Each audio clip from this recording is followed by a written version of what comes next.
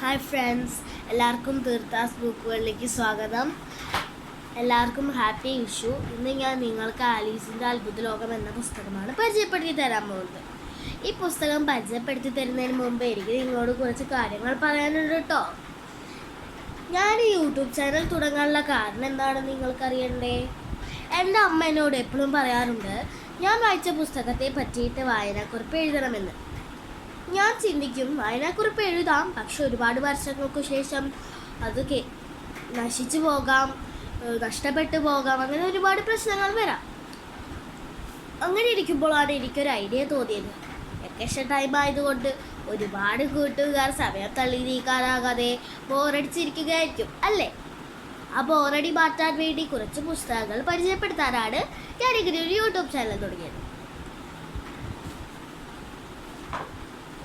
ഇനി നമുക്ക് ആലീസിൻ്റെ അത്ഭുത ലോകം എന്ന പുസ്തകം പരിചയപ്പെടാം. ഇതാണ് ആലീസിൻ്റെ അത്ഭുത ലോകം എന്ന പുസ്തകം. ഇതിൻ്റെ ഓഥറാണ് ലൂയി കരോൾ. പ്രശസ്ത ഇംഗ്ലീഷ് സാഹിത്യകാരനാണ് ലൂയി കരോൾ. 1832 മുതൽ 1898 വരെയാണ് അദ്ദേഹം ജീവിച്ചിരുന്നത്. അദ്ദേഹത്തിൻ്റെ രചനകളിൽ ശ്രദ്ധേയമായ ഒന്നാണ് ആലീസിൻ്റെ അത്ഭുത ലോകം, അതായത് ആലീസ് ഇൻ വണ്ടർലാൻഡ്. ഇനി നമുക്ക് അദ്ദേഹത്തിൻ്റെ കുറച്ച് രചനകൾ പരിചയപ്പെടാം. Through the looking glasses, the hunting of Snark, a tangled tale, the game of logic എന്നിവ അദ്ദേഹത്തിൻ്റെ പ്രശസ്ത രചനകളിൽ ചിലതാണ്. ആലീസിൻ്റെ അത്ഭുത ലോകം എന്ന ഈ കൃതി ആലീസ് ഇൻ വണ്ടർലാൻഡ് എന്ന രചനയുടെ സംഗ്രഹിത പുനർജ്ഞാനമാണ്. ലോക ക്ലാസിക്കുകൾ ഇഷ്ടപ്പെടുന്ന വായനക്കാർക്ക് ഉപകരണ ചിത്രങ്ങൾ സഹിതമുള്ള ഈ രചന മൂലകൃതി വായിക്കാൻ പ്രചോദനമാകും തീർച്ചയായും. അപ്പോൾ നമ്മൾ ഇതിൻ്റെ ഓഥറിനെ പരിചയപ്പെട്ടു. ഇതിൽ നല്ല ഭംഗിയുള്ള ചിത്രങ്ങളുണ്ട് കേട്ടോ. ഇതാണ് ഇതിൻ്റെ കവർ പേജ്. ഞാനൊരു പുസ്തകം വായിക്കാൻ തുടങ്ങുമ്പോൾ എങ്ങനെയാണ് വായിക്കുന്നത് എന്ന് അറിയണ്ടേ? ഞാൻ ഈ ഭാഗത്ത് നിന്ന് വായിച്ചിട്ടാണ് ഉൾപേജുകൾ വായിക്കുക. ചിലപ്പോൾ ഇതിൽ ഓഥറിനെ പറ്റിയിട്ടായിരിക്കും, ചിലപ്പോൾ അതിൻ്റെ ചെറിയ ഷോർട്ട് സ്റ്റോറി അല്ലെങ്കിൽ ചെറിയതാക്കി കഥ ചെറുതാക്കി ആയിരിക്കും. അങ്ങനെ പല പുസ്തകങ്ങളിൽ പലതരത്തിലാണ് ബാക്കിൽ ഈ ഭാഗത്ത് വരിക. ഇനി നമുക്ക് കഥയിലേക്ക് കടക്കാം. ആലീസ് എന്ന വികൃതിയായ പെൺകുട്ടി അവളുടെ ചേച്ചിയുടെ ഒപ്പം പുഴക്കരയിൽ ഇരിക്കുകയായിരുന്നു. അവളുടെ ചേച്ചി ഒരു പുസ്തകം വായിക്കുകയാണ്. ആലീസ് അതിലേക്ക് എത്തി നോക്കി. അതിൽ സംഭാഷണങ്ങളില്ല, ചിത്രങ്ങളില്ല, തമാശയുമില്ല. ആലീസ് വിചാരിച്ചു, ഈ സംഭാഷണങ്ങളും ചിത്രങ്ങളും തമാശകളും ഇല്ലാത്ത ഈ ബോറൻ പുസ്തകം എന്തിനു കൊള്ളാം? നമുക്ക് ആലീസിൻ്റെയും ചേച്ചിയുടെയും ചിത്രം കാണണ്ടേ? ഇതാണ് ആലീസും അവളുടെ ചേച്ചി. ആലീസ് അങ്ങനെ ഇരിക്കുമ്പോഴാണ് ഒരു വെള്ളമുയലിനെ കണ്ടത്.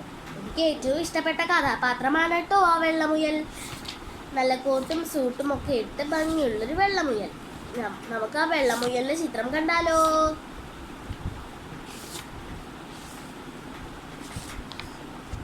ഇതാണ് ആ വെള്ളമുയൽ. ആലീസ് വെള്ളമുയലിനെ പിന്തുടർന്ന് ആ മുയലിന്റെ വീട്ടിലെത്തി.